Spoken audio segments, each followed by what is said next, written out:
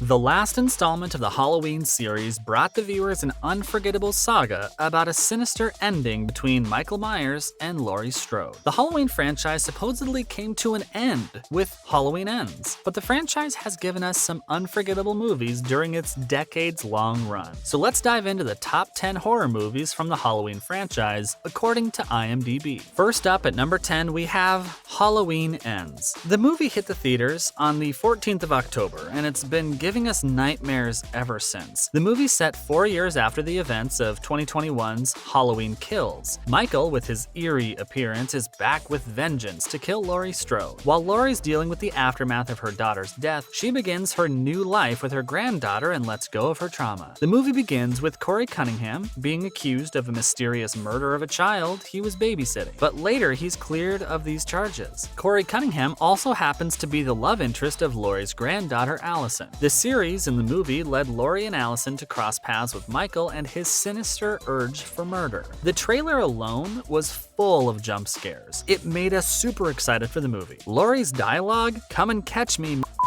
set social media on fire. On number 9, we've Halloween 2, released in 2009. The next movie on our IMDb horror movie list is Halloween 2 from 2009. It's the follow-up to Zombies' 2007 remake of Halloween from 1978, and the 9th installment in the Halloween franchise. The plot of the movie focuses on Laurie Strode as she struggles with the fallout from the events of the last movie. We see Dr. Loomis's attempts to cash in on them with an upcoming book, and Michael Myers as he looks for his sister.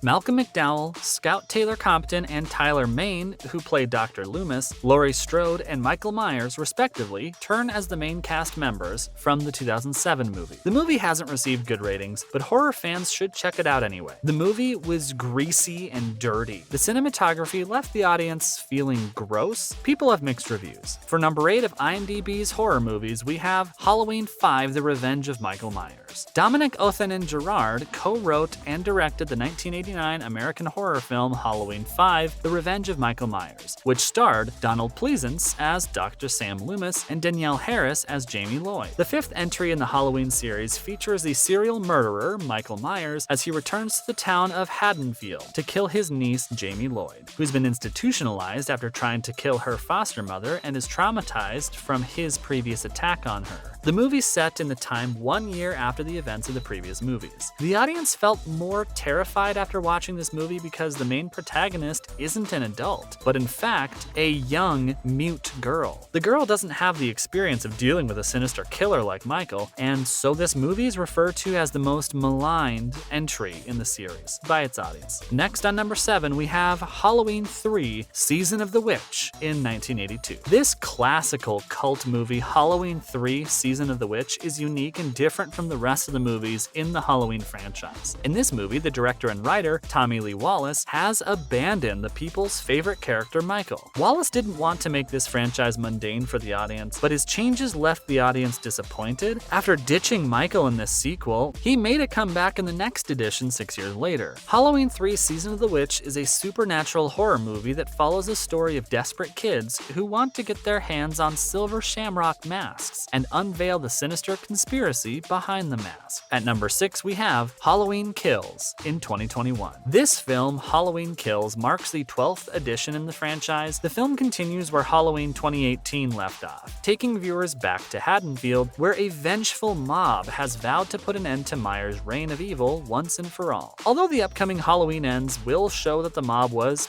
unsuccessful, viewers shouldn't disregard this entry. The movie starts with a constant stream of killings and is as sleek and vicious as ever. But not only that, it has a few truly scary set pieces that will have viewers on the edge of their seats. For number 5, we have Halloween 4: The Return of Michael Myers in 1988. As the title says, this movie marks the comeback of ominous killer Michael on the theatrical screens. 10 years after his first murder spree, Michael Myers returns to Haddonfield weaker and determined to kill his 7-year-old niece. The film continues Michael Myers' aimless horror, introducing the niece character into the canon of the series, and the effects are surprisingly good. The disguised killer gives off a ghostly, never quite human feeling, and his relentless pursuit of this young girl, who gives a fantastic performance, is genuinely awful. Let's look into the number of movies ranked number 4 by IMDb this Halloween, Halloween H20, 20 years later in 1998. The 1998 American horror film Halloween H20, 20 years later, popularly known as Halloween H20, was directed by Steve Miner and starred Jamie Lee Curtis as Laurie Strode, Adam Arkin as, well, Brennan, Michelle Williams as Molly Cartwell, Janet Leigh as Norma Watson, and Josh Hartnett as John Tate in his feature film debut. In the Halloween franchise, it is the 6th entry. Following her escape from the attacks of serial murderer Michael, Laurie Strode moves to California and takes on a new identity, Carrie Tate. She lived peacefully with her son John until Michael came back years later to complete what he began. Laurie is now headmistress of Hillcrest Academy, a private boarding school. She has a secretary named Norma Watson. She's in a relationship with Will Brennan, the guidance counselor at the same school. The tragic events from 1978 still haunt her, so she lives in fear that Michael may return for her. Michael shows up and kills Charlie and Sarah before attacking John and Molly, who are rescued by Laurie and Will. Halloween H20, 20 years later, is one of the better films in the genre.